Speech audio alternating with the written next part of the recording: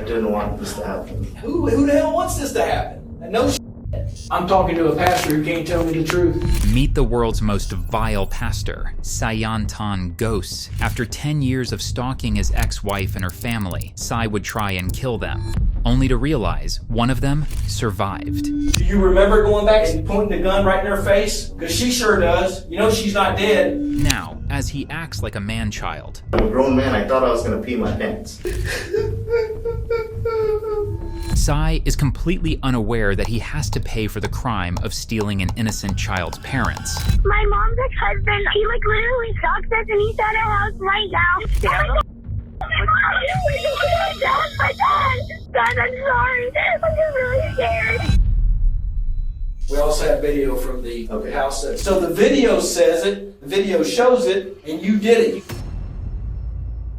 On June 28th, 2017, Amanda Harris was set to have a perfect day with her family. She and her husband of 6 years, Wayne Harris, were celebrating the birthday of their adopted daughter in League City, Texas. But when Amanda arrived home from taking her daughter on a shopping spree, she discovered utter chaos in her driveway. For nearly 10 years, her ex-husband, Sai Gozi, had been stalking her and her daughter, and finally, it had reached a head. Sai and her husband, Wayne, were in the midst of an altercation. Having talked to the police dozens, maybe hundreds of times about Sai's stalking, both she and Wayne initiated a citizen's arrest, something they had been told to do if Sai entered their property again so they could press more severe charges, but things didn't go as planned. My name is Amanda Harris.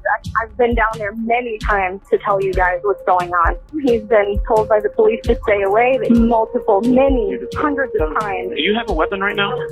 My husband and I both have a weapon. Okay, I'm gonna need you to put that weapon up, ma'am. Okay. Okay, you and your husband both. Wayne, he wants you to put your weapon down. Does this other male have a weapon? I have no idea.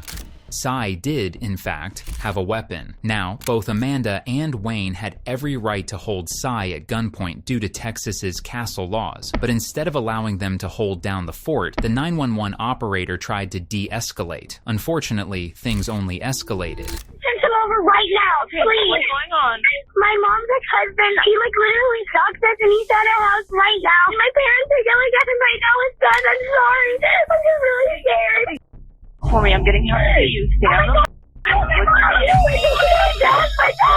Sai shot Wayne multiple times, then shot Amanda and fled across the border. By the time police in Las Cruces, New Mexico arrest him, Wayne has passed away, but Amanda is alive, and she has a lot to tell police about the interaction. The following footage was provided to us by the Galveston County Sheriff's Office. So, Wednesday was actually Kelsey's birthday.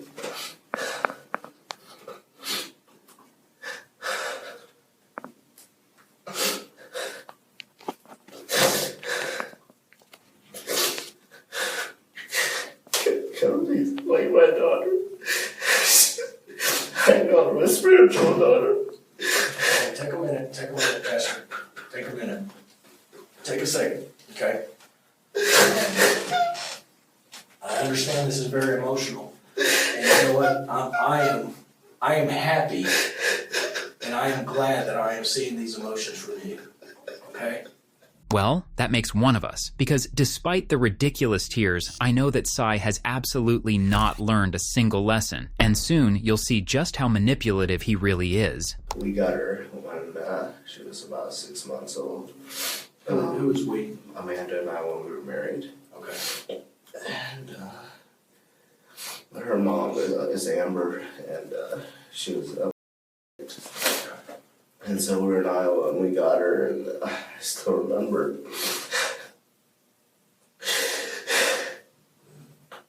she'd come from the houses.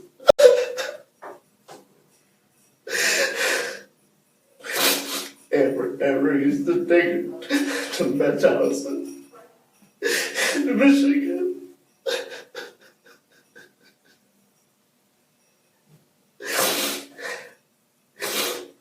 And so, like, I remember holding her 6 months old, and I was like, God, this is such a precious child. She shouldn't have been through this.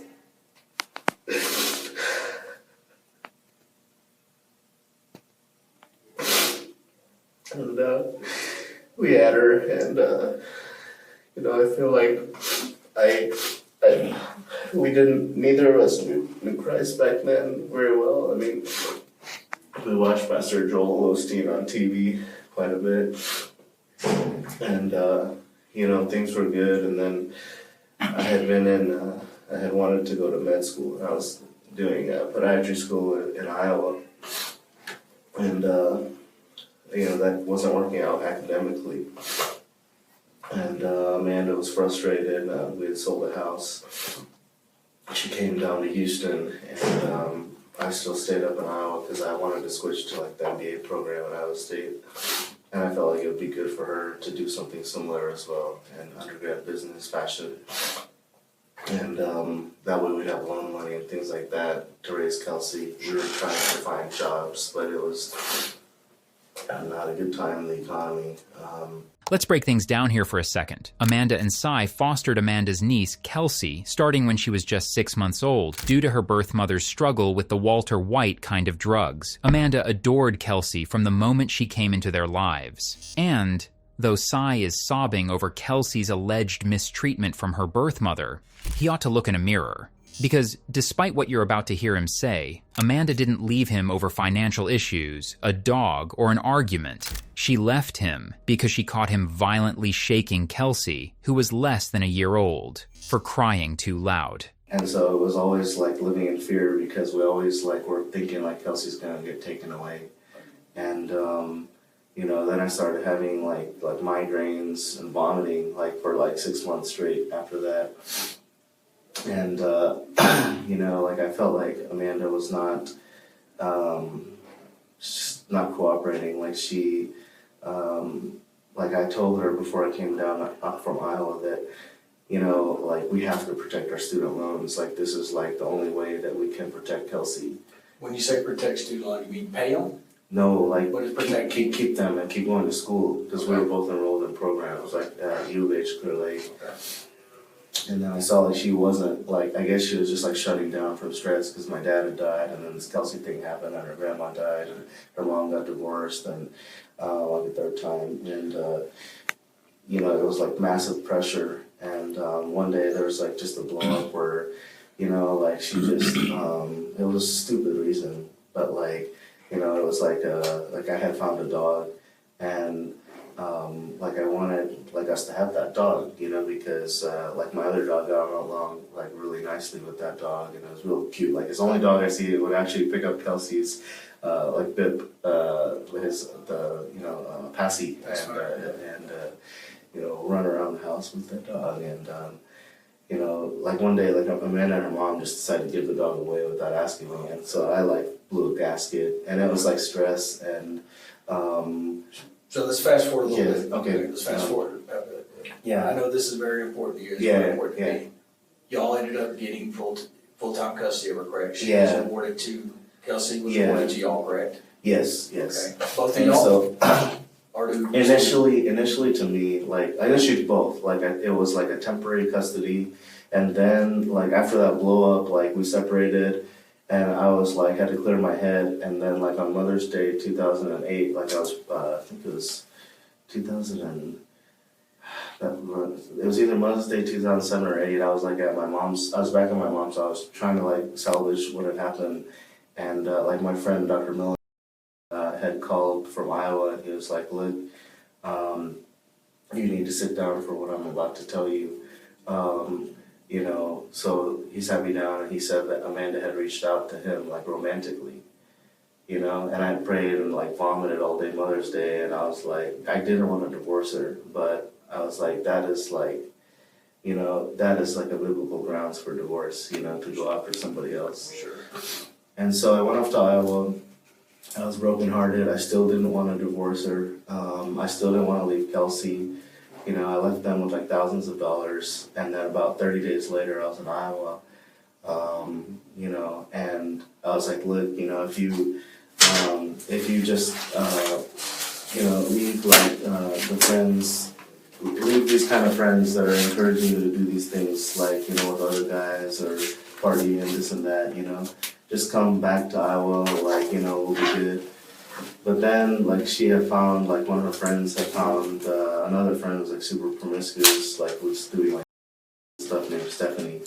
Like, she had found her a job at Rooms to Go, and supposedly she was supposed to make, like, 90,000 a year. So I was like, okay, well, maybe God wants us to be apart, and she can make a lot of money, and I can finish my school. Pastor. Personally, I think God would be more concerned about him shaking an innocent child than the couple making lots of money. But I digress. Cy is embarrassingly desperate to paint Amanda as an adulterer who was partying and stealing money from him. But the reality is very, very different. The minute Amanda moved from Iowa to Houston to be with her mother, she cut ties with Cy, telling him very clearly that they were never getting back together. There was no infidelity, no partying. In fact, Amanda was working several part-time jobs to raise her daughter, who she still didn't have full custody of, by herself. Once again, despite the ridiculous claims that Cy is about to make. Keep in mind, the moment Amanda moved to Houston, the two were never romantically involved or living together again. After the divorce,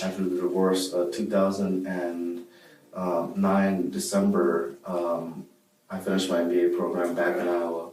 And we were still kind of keeping in touch. And during that time of the MBA is when she got full custody. Okay. So I was happy for her. I was like, of Chelsea. Of Kelsey. Oh, yeah. Kelsey, I'm sorry. Right, yeah. And so then I was like, look, I finished my MBA program. I still love you. I still love Kelsey. I had found like a John Osteen devotional, and Amanda had stuffed like a picture of Kelsey, and then when I had opened it in Iowa, like it fell out, and I was like crying, and I was like, let's work it out. I promise, like we have to go to church and all this stuff. So I came down December 2009. We moved in together, and then for 3 months, like we were living together and going to church, and then like she just felt like, I just want to date other people. She said, So y'all divorced. So we're divorced already. We're divorced. We were going to come back together, like Did you want the divorce? No. You didn't want the divorce? No. Did you fight the divorce? I filed it because of that phone call that my friend gave me that she had reached out to him, Dr. Mellon. You filed for divorce? Okay. And then I also wanted to get back together after that, Okay. All right. So let's fast forward a little bit, okay? Did she move to Tomball? At some point, okay, so I think she started dating Wayne. I don't know when exactly, but I know that by 2012, I think they were dating. And so I was actually working at Lakewood Church with the children in the children's ministry for Veronica Montgomery, like right before that. And so they know my story. Dodie Osteen used to pray for me. I used to take names of, sick patients at hospitals to pray for her, like Tuesdays,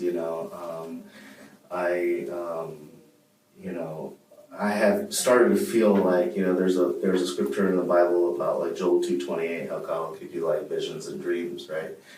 So one day, like I was like the Dodie Osteen's, I still remember Dodie Osteen's blood drive, and I think it was 2012, and Joel Osteen had preached a message that pray for what you hope for. And in that interim time between like 2009 and 10, like occasionally Amanda would let me see Kelsey, We had a good time, like she would stay over at my mom's house, we'd go out for pizza, I'd take her to Lakewood and the Sacred Heart Church to go see the big statue of Christ and all that. And, but I noticed like Amanda was becoming more like on off with Kelsey. And 2012, it had been an off period, and Joel Osteen had said that, and I prayed for it, and then suddenly I just felt like a vibe, I had closed my eyes and prayed, and I felt like Kelsey was like running away from Wayne, like in the sanctuary, like running across like the Lakewood Church sanctuary. So I was like, oh, whatever, that's like whatever, ridiculous, and Kelsey's with Wayne and Amanda. So I was in the after sanctuary, I went to the blood drive bus, and I saw a text from Amanda. I still have the text, and it's on a phone. I saved it at my apartment. And the text said, "Are you at Lakewood? I have a notion to see you." And that was a text from Amanda. So I was like, wow, that was like crazy, like I was just praying about Kelsey, and then she winds up being at Lakewood. I didn't even know it. And I was like actually like joking around with like this other grandma lady on the bus, on the blood drive bus, about how tough marriage is. And then I saw that and I was like, wow, like that is a miracle, you know? So I met Amanda, and then I got to see Kelsey, and it was awesome. In case you haven't clocked it, Cy likes God almost as much as he likes Joel Osteen. Unfortunately for him, detectives aren't here for a sermon or for his demonization of the woman that he's just shot. You know, Amanda had told me like. Gosh, let's. I know there's a lot of history here. Sure, you know? sure, almost there. You know where we came from. Sure, We came all the way from Lake City, that history is important to you understanding. Sure. A lot of emotions there. A lot of why you did things for gifts and birthdays, and you love this girl. Yes. You love Kelsey. Yes. Let's fast forward a little bit to. Okay. What about? Did you go to their house about a month ago? Maybe 3 weeks ago, when the police were called? Tell me about that. There's no police calls at that time that I was aware of. Like I had actually. Did you show up at their house recently? And I don't mean prior to. I mean prior to the incident took place. Maybe I don't know if it was 3 weeks ago. It might have been. Whenever it was. I never interacted Police with them. contacted with you, correct? No. Police never made contact with you by phone. I had no. Or by person. Not in person. No. Okay, but did you come to their house? I dropped off some books for part of our financial ministry, and so I was hoping that everybody could like get along at some point, because I'd also been like a couple Christmases ago to drop presents, and like Wayne's historic response is like, "Get my house, like, you know, I'll kill you," or something like that. That's his like typical. Did you try to explain to him? I have a videotape of the Christmas interaction actually that I can share with you guys. Okay. And I had showed it to Mike and Amanda's brother, Sean, as well. And they giggled about it, and then we prayed and left. But the most recent time that I visited, I did not knock on their door. I did not interact with Wayne. I did not trouble them. Did you drop by the house? I dropped by the house to drop the books, and I left. That's it. Where did you drop the books at? In the front door. Front door. Front door. Okay. And they were basically a book called Saving for Your Future. My ministry. Did you leave a note? No. No. Did you text anyone and say, "I dropped books at your door"? No. Did you call anyone and tell them you had? No. I had texted Mike to join like this financial movement, and like the Pope is involved with this financial movement and all that. And I had hoped actually to pick up like a insurance license, and then to build a team and to support my ministry with the income and all that. So nobody mentioned that was a problem.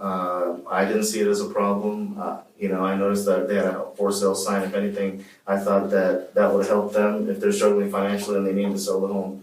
It seems Cy hasn't been listening close enough to his hero, or doesn't have enough brains to realize that police reports exist. Over the course of more than 6 years, Amanda had filed multiple reports against Cy for harassment and stalking, but police told her not much could be done unless he threatened her. In one instance, he came to her window, firing shots outside it in the dead of night. And in the incident just 3 weeks ago, where police actually spoke in person to SI in Amanda's yard, Amanda had called 911 after their dog began barking at windows, indicating that someone was creeping around outside. Of course, it was none other than the creep that detectives are questioning right now. He was issued a trespass violation for stalking around their property, and yet here he is, claiming that all he was doing was dropping off financial books to help them.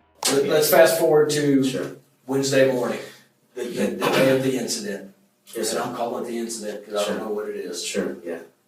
That morning, you woke up Wednesday morning. Start your day. Sure. So actually I had to work late on Tuesday at the hospital. So by profession, I'm a professional ICU dialysis nurse. And so, people count on me to protect them and save their life, not to take it. And it's a good job. It's a great job. It's actually funded like our mission trip last year, and over like 20 grand into the ministry. So I'm thankful for it. But around 2, I probably woke up like around 2 in the afternoon because I was so tired from like the whole. From working back before? Yeah, the work. Yeah, and doing all these projects, Like, woke up at 2. Then what happened? So then I went to a meeting regarding this financial thing. finally gotten my insurance licenses, and it's part of the Aegon family of companies. So it's like side income that I wanted to make and support the ministry and Sure. donate to kids and all that in India. And so it's so there's Aegon, there's Transamerica, there's Merrill Lynch, and then their education and marketing arm is called World Financial Group. So this is the thing that I wanted Amanda and Wayne to look at, and also Mike and Grandma Rose as well, as helping like the entire family, and then planning for Kelsey and Carly and Kaylee, something good for their future that will come out of something bad originally, right? Where everybody was once fighting. Clearly, he's not just a Joel Osteen fan. He's an Allman Brothers fan. Because boy, is he a ramblin' man. So you bought the gifts, Yeah, Pastor. gifts, yeah. Then what happened? So I So you woke up at 2. It took a couple hours Yeah. for shopping or the meeting. Then you went shopping. What time are we at this point? evening, that I don't remember. What time did you let me ask you this. What time did you decide to leave that area Yeah. and come down to Lake City? Right after the Lifeway bookstore, you know, Okay. I went down there and then I went to a CVS, and you know, I went to was it a CVS or a Walgreens? What'd you get at CVS? There I got the pink bag that the gifts were in, and like the paper to wrap the gifts. Yeah. Okay, or the tissue paper? Yeah. Okay, all right. So I'm assuming you get in the car, put the presents in the car, Yeah. wrap it and all that Yeah. stuff. Then you go towards her house, is that correct? Yeah. Okay. So then I was like, I was like, okay, I doubt anything's gonna happen. I doubt Wayne is gonna hurt me. Well, And let me ask you this. Why would you think that at this point you're bringing a gift? Mm-hmm. I mean, you haven't told me that you've been confrontational with Wayne or anyone else up to this point. I've always tried to. But why have the peace. first thing is you're thinking is, I think something's going to happen. Well, I I don't think something's going to happen. Well, I was like, I doubt something will happen, but just in case, let me just protect myself, so. But let me, Yeah. my question to you is why would you think something's going to Yeah. happen? You got to help me paint that picture for Yes, yourself. Why would you think? I felt like there's two possibilities. I felt like, why would they keep Kelsey from her relatives all these years? Why would they keep her from me when she adored me and begged for me at one point? Why are they doing this to her? Are they abusers is what's going through my head. Yeah, but my question to you at that point is, she is care, custody, control caregiver Sure. for that child, not you, right? Right. Okay. And that, let me ask you this, do you think that that's, and I'm gonna be blunt with you, Yeah. is that any of your business? You're not involved with that child anymore, make their divorce, Yeah. she's remarried. Yeah. I mean, but. And there's been no history, but what I'm trying to get at, Sure. Pastor, is help me understand why you thought, I don't think nothing's gonna happen. Yeah. Nothing's happened in the past, right? Right. I mean, they've never been abusive towards you in the past, have they? Well, when I showed up Christmas a couple of years ago, with presents, that was on the video. I can show. Well, okay, let me ask you this. Short of verbal abuse, have they ever been physically abusive with you? No, Okay. me neither. And so there's been no physical abuse in the past Right. to warrant you thinking something might happen. Well, my thing Because was, I'll be quite honest with you. I mean, you being a pastor and a Right. God-fearing man, Right. you know how important Christmas is to people. Yeah. If someone showed up my door, unannounced, uninvited, Yeah. Christmas morning, when I'm around the tree with my kiddos, my most sacred time of the year, Yeah. because it is, Yeah. I'd be upset too. And I'm not sure I wouldn't verbally go off on someone who Yeah. showed up on my door unannounced, uninvited. So I'm not saying his actions were appropriate, obviously, Yeah. but you can understand those actions, can't you? I don't think so, because I would be okay. Because if somebody had been if Kelsey were with me, if the shoe was on the other foot, Right. and Kelsey was me, and I was raising her, and I knew that she adored Papa Mike, and I might not necessarily be best buddies with Papa Mike or approve of everything, or Okay. Fair enough. That's as a Christian, that's my thing, that this is for the child. It's in her best interest to have those relations in touch. And thank you for helping me understand that. The Christmas incident that he is referring to happened in 2015 when Cy showed up at Amanda and Wayne's door, unannounced, and asked if he could pray with their kids. Now keep in mind, that was 7 years after he and Amanda had divorced. At that point, Amanda had gone no contact with him for quite some time. In fact, as far back as 2011, she had purposefully moved frequently in order to hide her address from Cy. So, him showing up at her doorstep, asking if he could pray with her kids, when she's in a home with Wayne, who she's been married to for longer than she was ever married to Cy. That's a situation that only seems sane if you are insane, which does explain some things. So you're driving over there and you're like, I don't think nothing's going to happen. Correct? Is that what you told me earlier? I won't put words in your mouth. Yeah. Okay. But and nothing's happened in the past other than the verbal abuse from when you showed up on that Christmas morning, right? Okay. Yeah. I mean, there hadn't been no road rage incident between you and Wayne. No other incidents where he's pulled a knife on you, or anything like that. I had a few slashed tires earlier in the year, like 3 in a row back to back, and I don't know who did it, but I thought he might.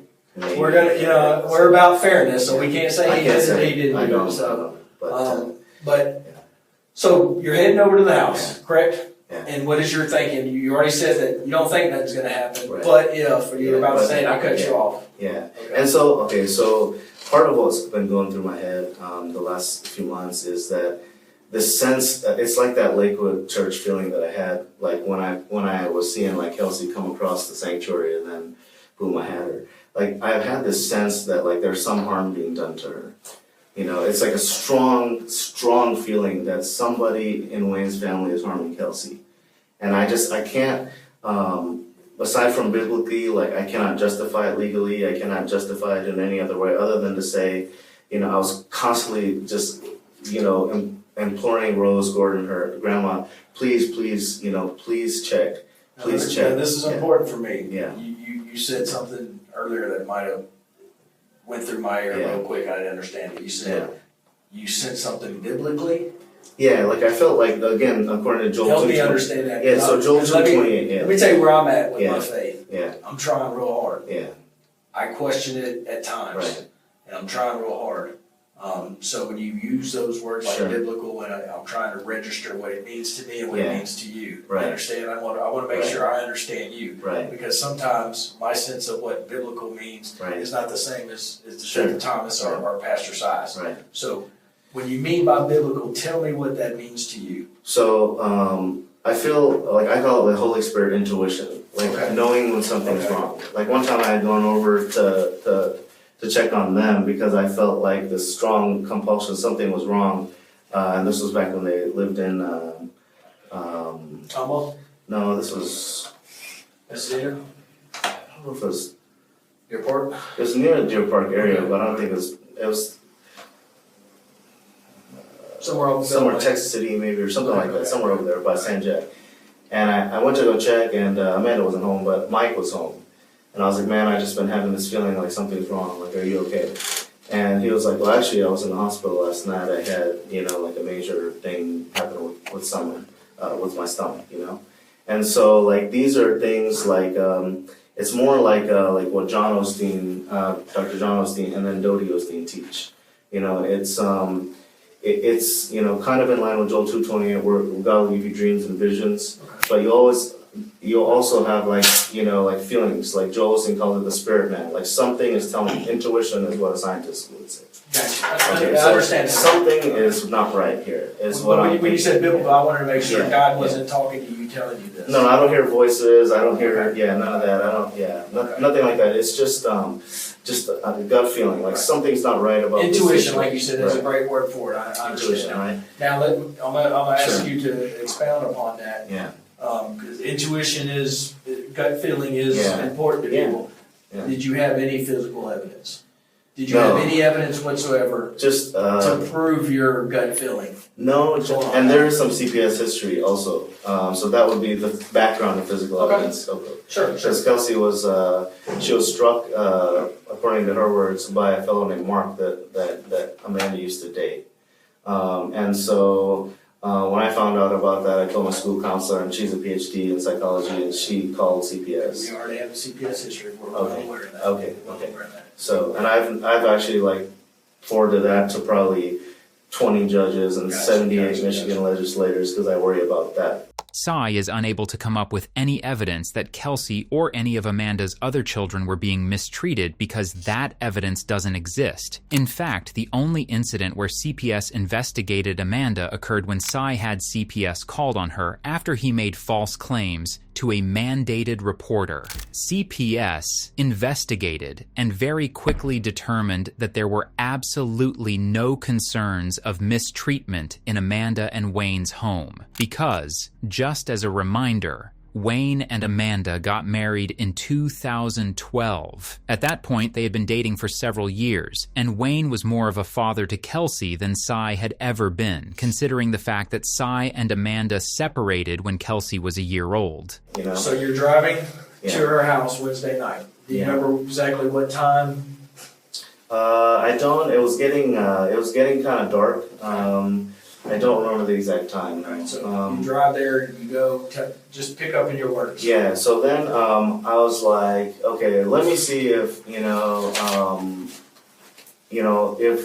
if they have finally allowed Carly and Kelsey to talk again, because that is that's something I kind of send. Carly and Kelsey, who's Carly? Carly is the middle sister. Okay. Who's with Rose Gordon? Who's but doesn't live with them. Right? No. Okay. And so. So let me ask you this: you that's what your main objective is to go see if, your main.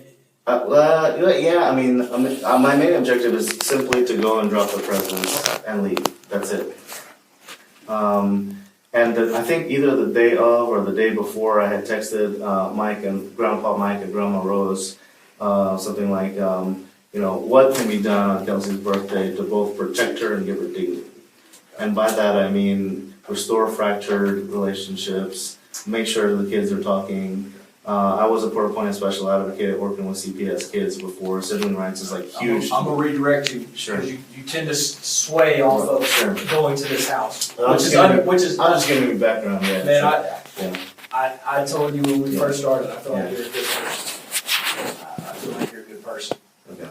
So I do want to understand what's important to you, and we gotta get to where we need to go. Sure. Okay, so that was my thought process. Understandable. Okay, so I arrived at the house, and so I've gotten a text, and it said something from Rose that Carly and Kelsey did finally get to talk, but Sean Charles didn't get to talk to Kelsey. Okay. So the biological father. So that was, I was very happy that the So where did you get that text at? I think I was already. I may have been already there, or I pulled it up when I got there. Okay, so when you say got there, you pull onto the street. That's my recollection. I don't remember exactly what time I took the test, honestly. You pulled onto the street, correct? Yeah. Mm-hmm. So you park. Yeah. So go from there. Okay, so I was I feel I have my clergy badge on. I feel like I'm gonna go minister to these people. I'm gonna say hello to Wayne. I'm gonna bring peace. Because they must be in a peaceful mood if they let Carly and Kelsey talk. That's my thought, is that surely they're not going to see any harm. I'm just bringing Christian CDs and a biblical devotion. That's it. Okay? And so I knock on the door, and, I had picked up some boxes that somebody else left, So I was okay, I was going to knock on the door and just give them to Wayne or Amanda or whoever answered and be like, hey, happy birthday. This is for me and my ministry, and I would love to talk to you guys about, the financial ministry books that I left too. That was my agenda, right? So I rang the doorbell. Let me reverse you real quick. How long, when you parked, how long did you stay in the car? Was it, you pull up, stop, get out? It wasn't too long, yeah. Or did you go park and stop? It wasn't too long. I mean, I don't know how long. I was there, but I saw some neighbors like sitting there on the porch. Okay, okay. I just kind of nodded to them. Gotcha. I had my You had what? I had the pink I had the pink bag in my hand, and so when I rang the doorbell, I mean, immediately Wayne answered, and he's like, get on the floor, and like he had a gun pointed at me. So like my heart was like pounding, I felt like I was on a heart attack because I didn't expect that. I didn't go for that. I didn't want to do any harm. I had presents in my hand. He's like, put the boxes down, get on your knees, and then suddenly like, I was like, oh my God, like I'm dropping presents for Kelsey's birthday, like put the gun away. And then Amanda suddenly drove up and with two kids in the car, and Kelsey was one of them, I believe, and then the other kid, I don't know, but Amanda like rushed out the door with a gun cocked at me. She's like, get on your knees. I'm like, what are you guys doing, Like, what the heck are you guys doing? Like, I'm here to drop presents, that's it. I wasn't showing a weapon, I wasn't doing anything, I wasn't threatening them, I have zero intention of doing any harm. Zero. So then, like, Wayne's like, oh, I'm tired of you harassing our family. I'm like, how am I harassing your family, dude? Like, I'm not doing anything to you, I'm bringing you presents. I wanted to see Kelsey, that's all. You had told me, Wayne, that you would let me see her. I have tape recording of that also, from years ago. He's like, no, I didn't say that. I said, I do have that recording, Wayne. Like just relax, get on your knees, So he's like screaming and I'm pleading with him. I'm like, just put the gun away, relax. I'm begging him, like put the gun away. Having a recording from several years ago of her Wayne allegedly saying that Cy can visit Kelsey is kind of negated by the fact that he stalked them after that recording to the point that they went to the police dozens of times. But in Cy's twisted mind, he was never stalking them, just showing up uninvited frequently to homes that he was never given the address for and told not to visit. And then Amanda like called, I guess she called you guys at that point, and she said something like, I'm following up, there's some guy that's been stalking me for like 10 years, and that's her, prototype story, damsel in distress thing where she thinks like I'm like obsessed with her or something like that. I have no interest in Amanda. I'm not romantically interested in her, physically interested, or any kind of interest like that. I have one thing that drives my ministry. I created the ministry for Kelsey and her sister, so they have a legacy of serving Christ, and they know they can have a career in Christian music. I wanted to share that with them and the whole family, and Rose and Brad and Sean Charles and whatever. So you're at the doorway. Yeah. She pulls up. She's got her gun on you. Yeah. He's got his gun on you. Yeah, She's on the phone with 911. Yeah. You know she's on the phone with 911, right? I figured either that or a police station. Yeah. And then Police station is 911. Yeah. So I wasn't sure if they did an emergency call or not. Okay. They had okay, I understand. And then Wayne did mention that I talked to a detective, and he said that if you ever come here, we'll make a citizen's arrest on you. And I'm like, okay, like, so put the gun down, So then I was like begging him, like, just let me stand up. And then he like hit me and like put me on the ground, Okay, so you complied with their orders when Yes. they say get on the ground. Yes. Okay, were you on your stomach or were you on your knees? And knees. Okay. Yeah, and my hands were in there. Okay. And then I told Amanda, I was like, what are you doing? Like, Now, are you in the front door area? Yeah, it was like, it was like in that front door entranceway. Right. And so Wayne had come on. He was in the entranceway, and then Amanda had drove up here, and she was like right in front of the entranceway. And I'm thinking, like, I'm looking at Wayne, and I'm like, man, this is like, this looks like a demonic child molester kind of guy. Like, why is he not? Why is he so angry that he's like pointing gun and not willing to de-escalate? I'm trying to de-escalate both of them, and then some kid was in the car with Kelsey, and she's like screaming and crying, oh my God, she has a gun. And I'm like, Amanda, calm down, put the gun away, get in the car, drive the kids to where they're not watching all this. This is not right.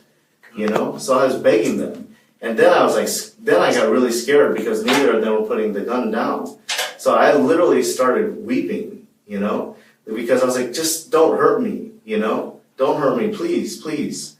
And I literally like was so scared, like my heart was pounding, and I thought I'm a grown man, I thought I was gonna pee my pants, Okay. And so, thank God, like finally, the dispatcher told Amanda, put your gun, is he showing a weapon or something like that? And then, Amanda was like, okay, Wayne, they told us to put our guns down. And did Wayne comply with that order? Yeah, so Wayne, So he put his gun down inside. he went somewhere, he went inside, so I don't know if he put his gun down, but Amanda put her gun He down. put his gun down inside. Okay, So, yeah, okay, so at that point, You glossed over this real quick. Amanda put her gun down too, right? she did, at that point, okay. Away from you. Yes, away from me. Away from you. Away from me. And so at this point, yeah, there are no guns visible, correct? no guns visible. Okay. Right. All right. So I'm like, thank you, Jesus. I'm going to go home. I'm just gonna just get up slowly and just apologize and say, look, I'm gonna step out. I'm gonna step right there to the next driveway. Help me understand this. Wayne put his gun up inside. Yeah. Correct? Yeah. All right? Yeah. And the reason why I know that, Yeah. okay, is because that's where we found the gun. Okay. Inside. Okay. But what I also know is that Wayne turned his back on you and went and put his gun inside. Yeah. So Wayne didn't feel you were a threat at that point. And I thought they were not going to be a threat at that point. Okay. So Wayne puts his gun up. Yes. No weapon. Yes. She puts her gun down, correct? Yes. Her dispatch, put Yes. your gun down. Yes. Okay. So at this moment, we got nobody with guns, Right. correct? Right. Okay. Okay. I want to make sure we're on the same playing field. Okay. Yes. At that point, no one can shoot anyone Correct. at all because there are no guns present. No guns visible. No guns visible, but there was a gun. Because while Wayne and Amanda were both legally allowed to carry a firearm, and each of them had actually taken classes on safe handling, Cy had his own gun, one that he bought illegally, and wasn't registered to him in any way. I wasn't putting a gun in anyone either. Got it, I thought I was okay. safe now. I thought I was safe. So I was like, I got up slowly and I was like, look guys, I'm just going to come. I'm just going to go to the driveway next door and I'm going to stay there. Okay? Did you tell them that? Yes. And I had my hands up in the air. Okay. Okay? All right. As soon as I got up and stepped towards the garage door, Amanda went back to her gun, picked it up, and then Wayne came like charging at me. So I thought he had his gun at that point. Okay, he charged at me, he attacked me, he hit me, and Kelsey was watching this whole thing. Okay, and I hope that Kelsey saw enough to where she told you I did not strike them, I did not hit them, I didn't instigate any kind of. Pastor Sal, I'm gonna kind of shut you down a little bit, okay? Right. Because we have a little better than 2 kids witnessing it, okay? Okay. We also have video from the Okay. house that's Candy Corner Next door, who okay. recently got video cameras installed. Right. It's very good video. Yeah, okay. And I'm going to challenge you to the fact that Okay. Amanda picked her gun up. I'm going to challenge you to that fact. Okay. She had it though in her hand, pointing at me. I'm going to challenge you that I've seen the video. I would ask that you watch it again Okay. because when I was like right here at near to to Wayne's vehicle, I guess, and about to leave to the next the next home, and I saw the guy. It looked like he was like popping in and out, the neighbor. So Wayne came at me and he attacked me and struck me. So I thought, and Amanda was pointing with the a gun closed fist. I saw his hand go up, and I thought he had a gun. I had no idea whether he had a gun or not. I thought he still did. I thought he pulled some trick where he might have like put it in his back pocket or something. Okay. So at that point, like I yelled out. I don't know if you heard the dispatch call yet, but I yelled out that they're assaulting me. They're assaulting me. And Amanda was like pointing her weapon at me. Okay. And at that point, I was scared because I thought both of them have guns, and now he's striking me physically, and he's actually going to kill me. So at that point, I pulled the gun that I had, and I fired. And then, like when he went down, like then it was like then I didn't want to shoot her. I didn't want to hurt her, but I did fire in that direction because I saw she had a gun. And the reason I know she had a gun is because after she my magazine ran out, and then she was screaming and she like ran back in the house, and I saw a gun right there. I will give you the benefit of the doubt that you thought maybe he had a gun, maybe he put it in his smaller back. He went inside and put his gun up. Okay. Now, he turned his back on you. Yeah. You might have looked away and not saw him put the gun down. I didn't see it. I'm going to give you the benefit of the doubt, Pastor Sy, that you still thought maybe he had a gun and it was in his hand when he came to hit you. Yes. Okay. I will say this, even if he had the gun in his hand and he was going to hit you with a gun in his hand, that's, we're not talking about like this, shooting to kill. But it could be the next step, because there's two guns, you know? So I had no reason to believe that let me challenge you again, Pastor Sy, because you know, video is clear. Yeah. All right. When the dispatcher told her to put that gun down, she went and put that gun down. Yeah, but you know where she put it? Hold on. We're not gonna play semantics here. Sure. All right. We got dead people. We're not gonna play games. Yes, sir. All right. I've given you the benefit of the doubt this entire time. Yes, sir. All right. She didn't pick that gun up again.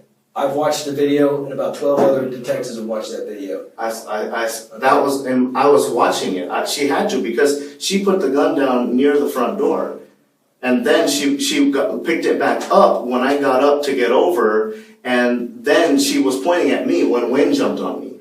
And then after all that, she must have dropped the gun. I thought in my mind that when I fired at her, she may have ricocheted or just dropped it and ran. But the gun was over here. But first it was here. So there has to be some video that shows that she kneeled down by the front door, and then the gun wound up there. And I didn't touch that gun. Okay, so I didn't want it to happen like that.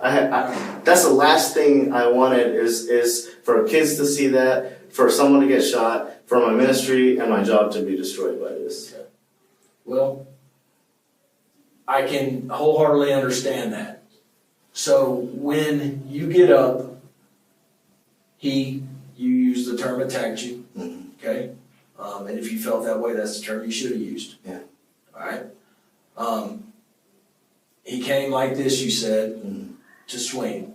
You felt he had a gun in his hand. Yes, sir. Okay. Can I tell you? He did not have a gun in his hand.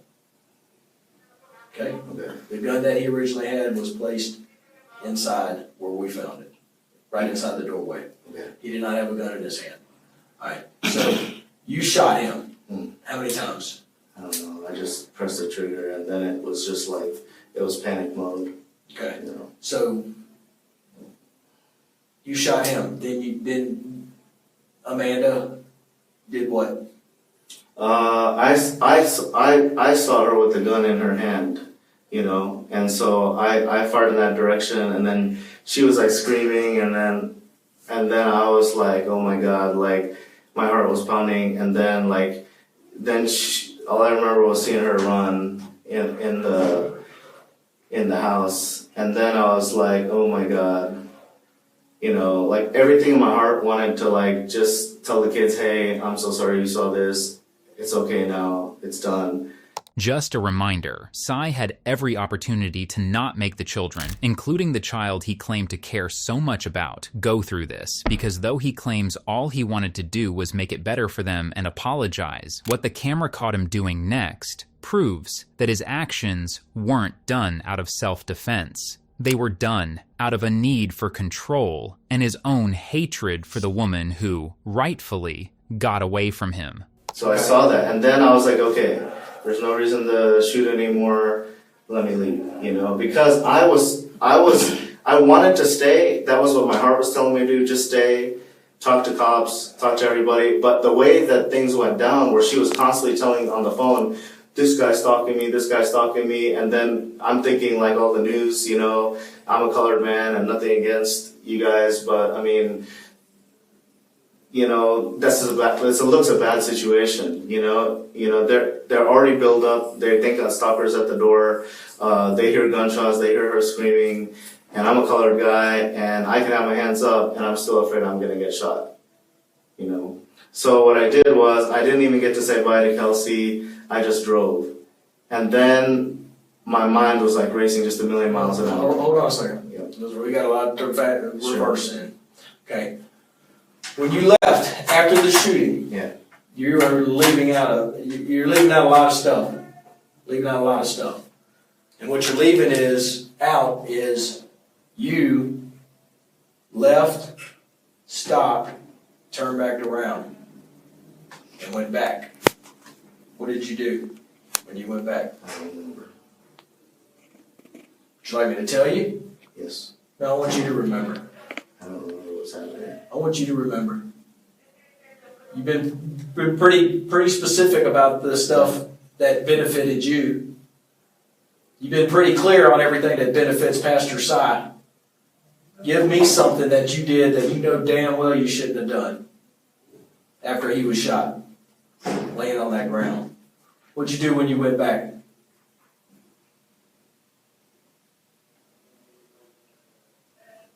I think I shot at the door. I might have shot at the door. You didn't shoot at the door, Pastor. You know what you did. I'm not sure. Okay. I told you I ain't gonna yell at you, I ain't gonna scream you. I'm not gonna do that because that ain't my style. Sure. Alright, but I don't like being lied to. Alright, I don't like being told, for about an hour now, everything that is good in your life, why you do everything good, and for the pastor, and for the ministry, and for everything. That's all admirable. Alright? Yes, sir. It's all very, very, very honorary. Okay? But now it's time to start talking about some of the things Pastor Si did that night that Pastor Si knows is not godly. I'm lying to You didn't go shoot at that door. Alright? Don't sit here and lie to me because I hadn't sat here and lied to you either. I don't remember. I don't.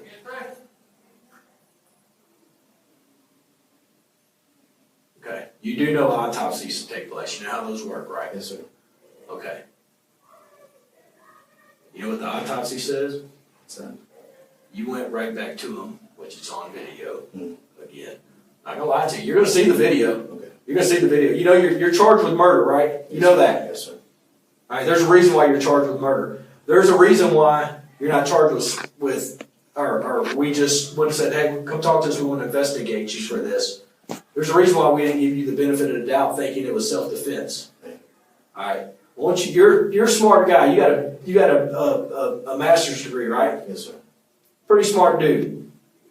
Okay? This investigation turned real quick away from self-defense. Real quick. Based on a few things. The stifling marks. You know what stifling is? No. When a gun is so close to somebody's skin, okay, that leaves gunpowder residue.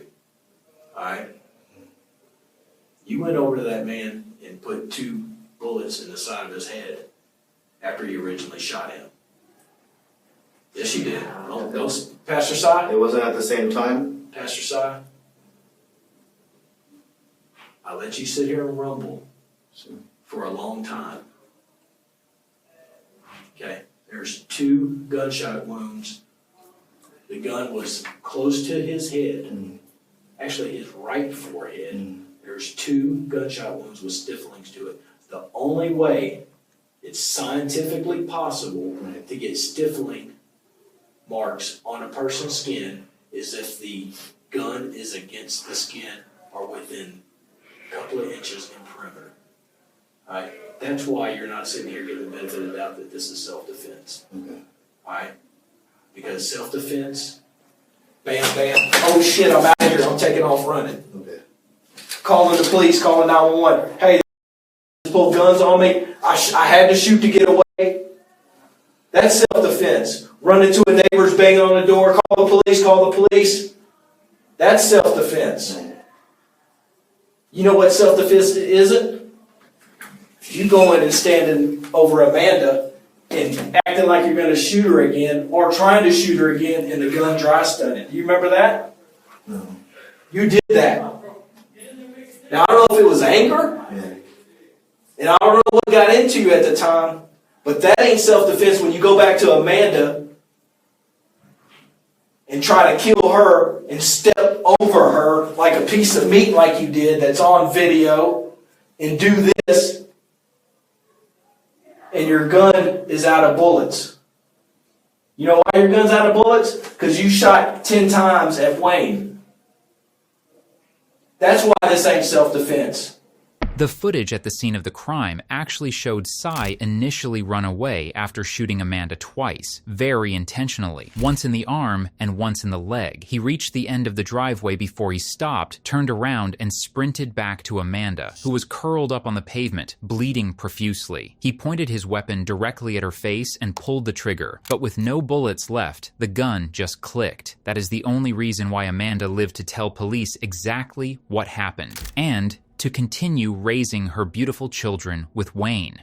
Do you remember going back, stepping over Amanda and pointing the gun right in her face? No. Because she sure does. You know she's not dead. Do you know she's not dead? Yeah, because I started running in the house. Okay. Yeah. Well, she could have died running into the house. Did you know she's not dead? Yes, sir. Okay. So the video says it. The video shows it. And you did it. You stood right over her. Bam, bam. Realized your gun was empty. Now, I don't know why you did that. I have a good feeling it's because of the anger. I'm going to get... I was in panic mode because I just saw her with the gun. So I was thinking that, like, at that point, it's either, like, me or them, you know? I didn't want this to happen. I agree. Who the hell wants this to happen? No shit. I know you didn't want this to happen. But it happened. And the way it happened was you emptied a whole round, 10 rounds of bullets into Wayne 7 times, into Amanda 2 times, and you missed 1 round. Was she injured? Was who injured? Amanda. You injured. You shot her twice. I didn't realize that. Yeah, you shot her twice. She's still in the hospital.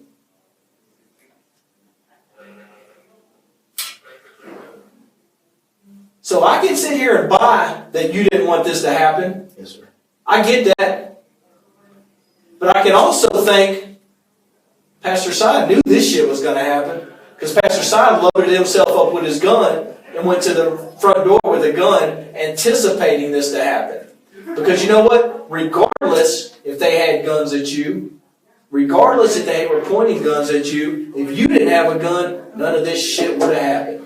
If you didn't show up to her house, uninvited, let me add, none of this would have happened. Is that correct? Yes, sir.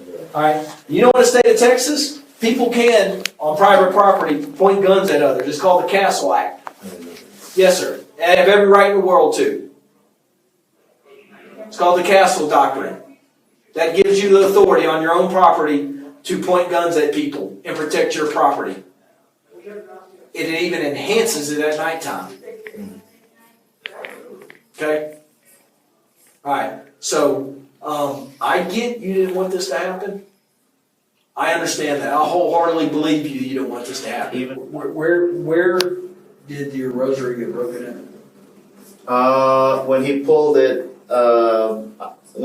it, like, I assumed he was trying to pull it, like, when he was trying to push me down on my knees. And I showed it to him. I picked it up and I showed him. I said, look, man, like, this is what I'm about. Like, it doesn't have to be like this. Even the Pope would roll his eyes at that one. Explain to me the stiffling to the skin.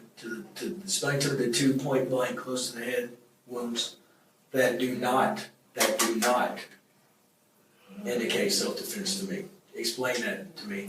Scientifically explain that. I can't explain it, son. The only thing that was happening in my mind was like he was on me and I was just like firing.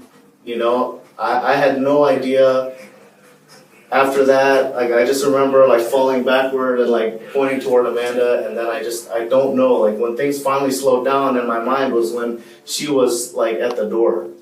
I didn't even think she was shot. I didn't want to shoot her. You shot her twice. If you didn't want to shoot her, you wouldn't point a gun at her.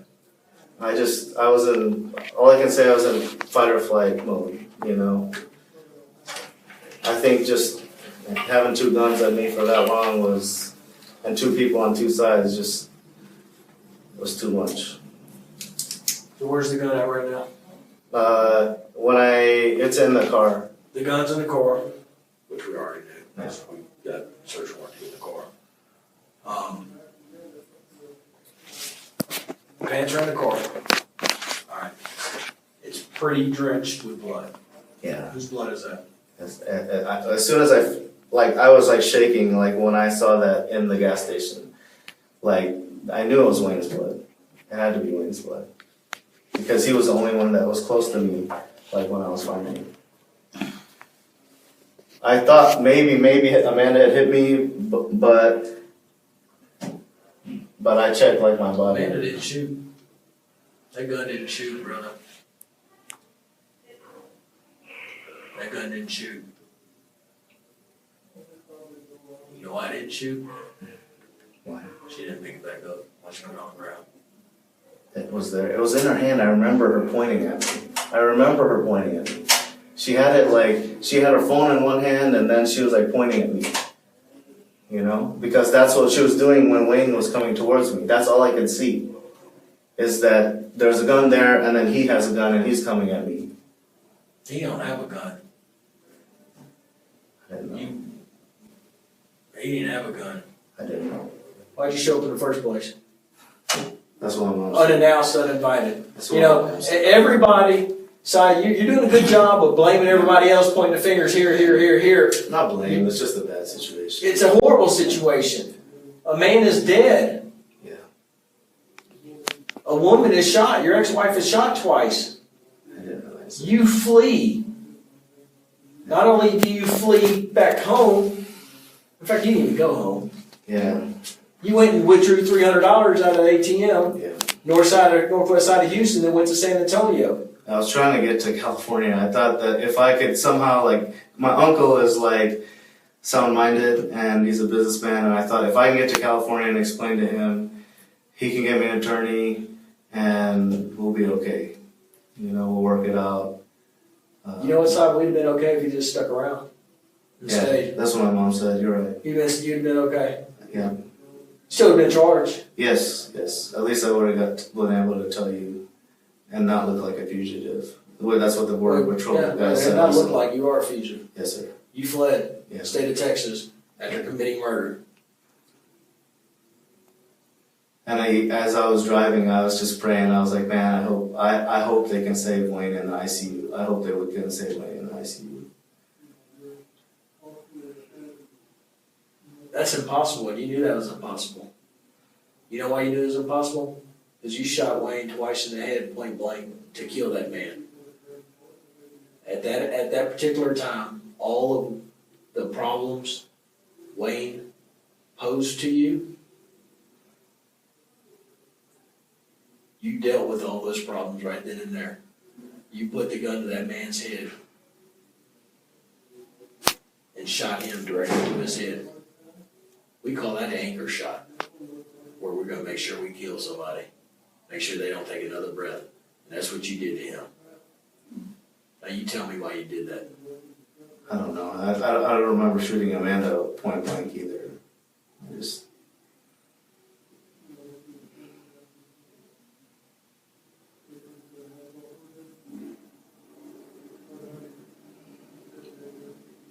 just sorry. You seem to not remember a lot of stuff that's convenient for Pastor Si not to remember. Just those two. I mean, I take the No, blame. no. I mean, I take the blame for shooting. You know, I should. You know, it would have been better if I didn't go. Yeah, it'd have been much better if you went, you didn't strap yourself down with a .40 caliber weapon with 10 rounds in it anticipating something happening.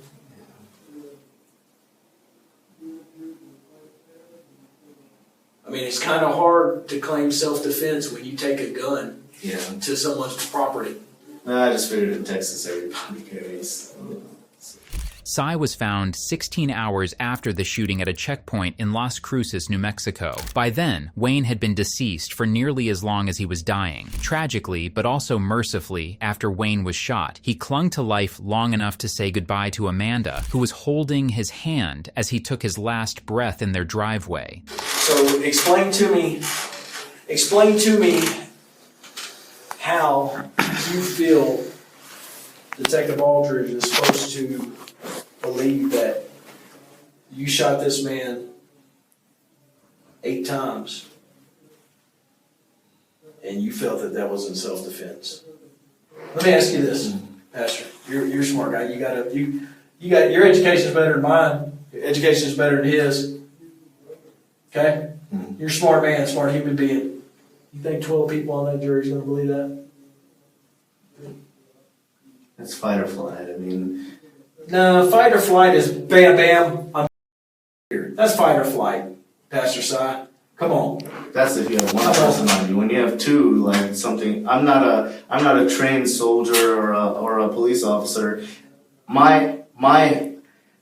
It was like panic mode. I had 2 people had been pointing guns at me. Exactly. You hit the nail on the head. Had been. And still was. That's why the gun was over here. That's why Amanda was pointing it.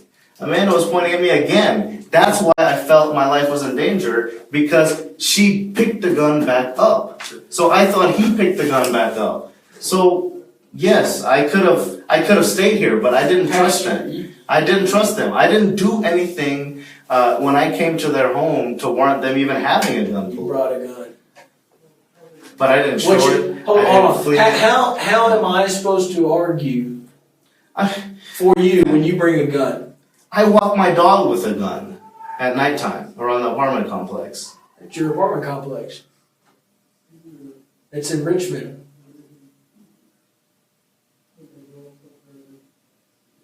How are you going to argue self-defense on this when you shoot a man 8 times?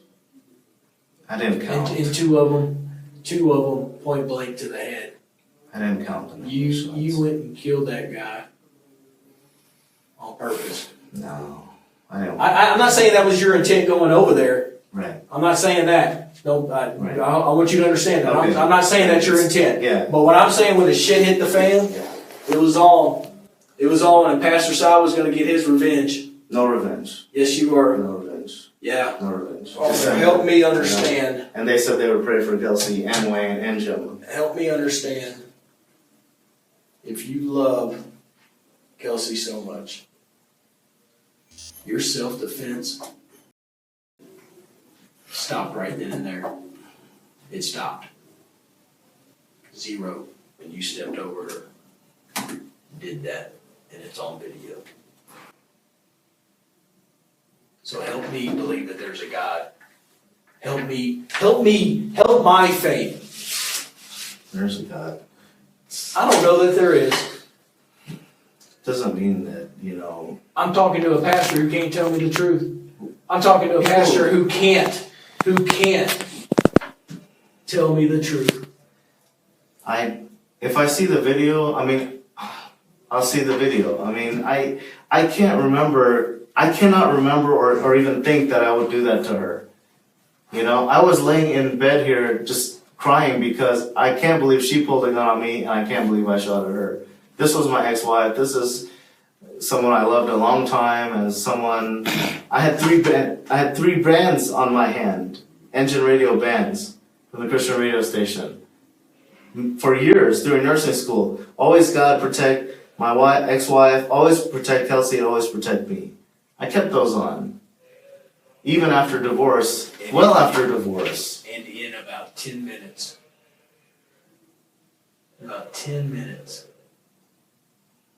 you took every one of those and shredded them.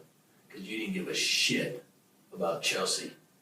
No. When you took that gun out and you started doing what you did. I didn't want her to be there. Well, she was. And you know she was there.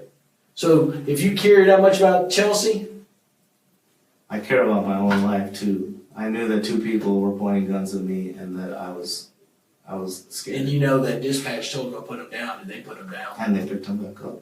No, they didn't. Yes, they did. That's why the gun was over here. You said the gun was over here. Wayne didn't pick him up. Wayne didn't pick his up. Okay? You didn't know.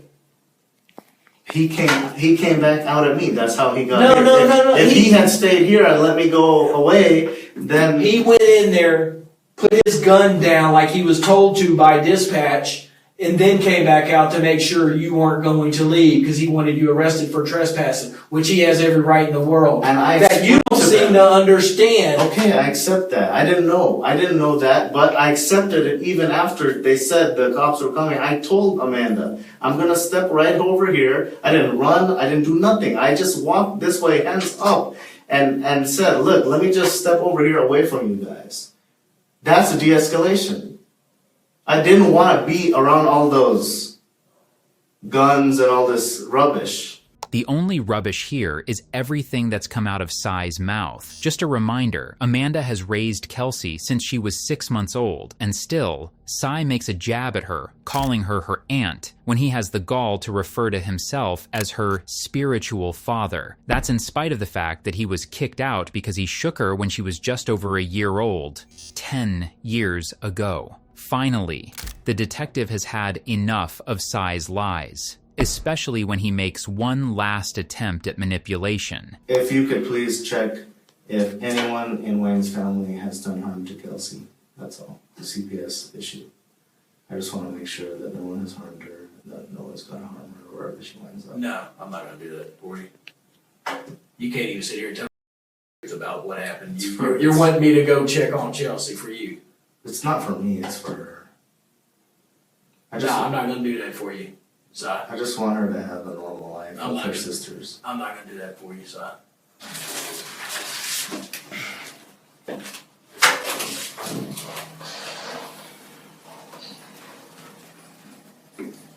Cy showed no actual remorse for his actions and continued to manipulate and try to maintain control over Kelsey and Amanda under the guise of his religion and spiritual fatherhood. While in jail, awaiting his trial for charges of murder and aggravated assault, he actually called Amanda, telling her, "I just want to pray with you guys on the phone real quick before we go to trial. Please, Jesus, please comfort Amanda. Please help me never to harm her, never to cause her problems again." And unsurprisingly, after that call, he continued to cause problems. At trial, he actually fired his attorney so that he could be the one to question Amanda on the stand. It was one last attempt at control, but on the stand, Amanda didn't buckle. She didn't cry, didn't emote, and didn't fight. With every question he asked, Amanda's collected responses only made him look more unhinged. Ultimately, he was sentenced to 50 years in prison for the murder of Wayne, and an additional 20 years for the aggravated assault of Amanda. Thank you for watching today's video. Whether you're new here or have been with us for a while, check out one of the craziest cases I've ever covered right here, or one of my newest uploads right here.